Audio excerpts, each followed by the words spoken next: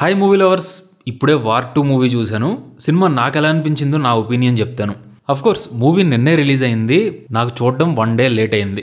నిన్న కూలీ cinema complete అయిన తర్వాత గ్యాప్ తీసుకుని ఫ్రెష్గా ఈరోజు పొద్దున్నే ఈ సినిమాకి వెళ్ళాను.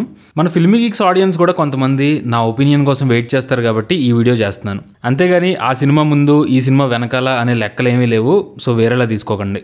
సరే, సినిమా చూసాక నా ఫస్ట్ ఫీలింగ్ ఏంటి అని అడిగితే, ఈ వార్ 2 సినిమాలో యాక్షన్ ఉంది, అంబిషన్ ఉంది, కానీ ఒరిజినాలిటీ అండ్ పర్సనాలిటీ మిస్ అయినాయి. అదెందుకో లాస్ట్లో చెప్తాను. ముందు కథ గురించి మాట్లాడుకుంటే కనుక, బేసిక్గా వార్ 2 అనేది ఇద్దరు ఇండియన్ సోల్జర్ల మధ్య జరిగే కథ. వీళ్ళిద్దరిలో ఒకరేమో ఇండియాకి ఆపోజిట్లో విలన్స్ వైపు ఉంటారు, ఇంకొకరేమో ఇండియాని కాపాడడానికి విలన్స్ని ఆపడానికి ట్రై చేస్తారు. జానర్ పరంగా స్పై థ్రిల్లర్ మూవీయే, కానీ మోస్ట్లీ ఒక కమర్షియల్ యాక్షన్ ఎంటర్టైనర్లా ఉంటుంది. సో సింపుల్గా చెప్పాలంటే, ఈ ఇద్దరిలో ఒకళ్ళేమో హీరో, ఇంకొకళ్ళేమో విలన్. అయితే స్క్రీన్ ప్లే ఎలా ఉంటుందంటే, హీరోని విలన్ లాగా, విలన్ని హీరోలాగా కొన్ని ట్విస్టులతో కథని మార్చి లాస్ట్ వరకు దేశాన్ని కాపాడడం అనే కాన్ఫ్లిక్ట్తో, కొన్ని యాక్షన్ ఎపిసోడ్స్తో, అక్కడక్కడ ఎంగేజింగ్గా, ఎమోషన్ ఏమో కొంతవరకు బోరింగ్గా, అల్టిమేట్గా ఒక టెంప్లెట్ బేస్డ్ స్టోరీలా ఉంటుంది.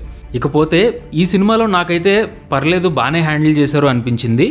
హీరోలు ఇద్దరు ఇంట్రడక్షన్ సీన్లు, కొన్ని యాక్షన్ బ్లాక్లు, ఇవి సినిమా చూసేటప్పుడు ఒక లెవెల్లో మనకు బాగానే అనిపిస్తాయి. ముఖ్యంగా హృతిక్ రోషన్ అండ్ ఎన్టీఆర్ వీళ్ళిద్దరూ కూడా మోస్ట్లీ ఆ యాక్షన్ ఎపిసోడ్స్లోనూ, డ్యాన్స్ నెంబర్స్లోనూ బాగా పర్ఫామ్ చేశారు. నిజంగా నాకేమనిపించిందంటే, వీళ్ళిద్దరి స్టామినాకి ఒక బలమైన కథనం కూడా ఉండుంటే ఇంకా బాగుండేది అని. సరే, ఇప్పుడు ఇక ఈ సినిమాలో నాకు అనిపించినటువంటి కొన్ని ప్రాబ్లమ్స్ గురించి మాట్లాడతాను. ఏదేమైనా కానీ ఒక సినిమా నచ్చకపోతే ఆబ్వియస్గా ఎవరికైనా సరే కోపం వస్తుంది. అయితే అసలు సినిమా తీసిన వాళ్ళ ఇంటెన్షన్ కూడా మనం కొన్నిసార్లు అర్థం చేసుకోవాలి.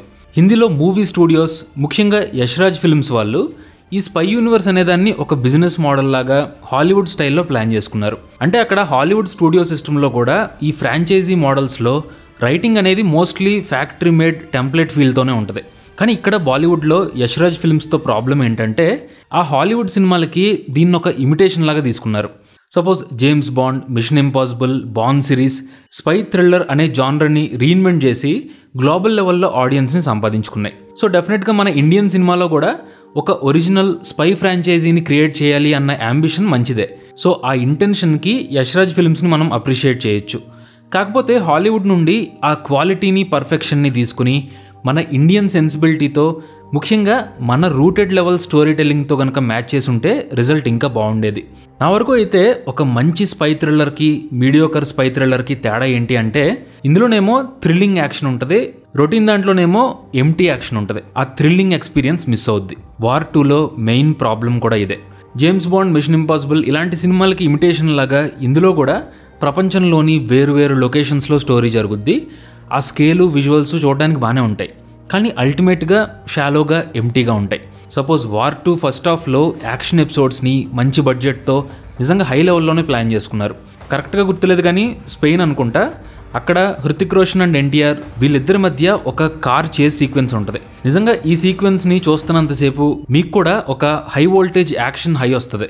ఇంతకుముందు మిషన్ ఇంపాసిబుల్ మూవీలో కూడా ఇలాంటి చేజ్ సీక్వెన్స్ ఒకటి ఉంటుంది. నేనేమి కంపేర్ చేయట్లేదు, కానీ నాకైతే వార్ 2లో ఈ సీక్వెన్స్ని బాగానే ట్రై చేశారనిపించింది.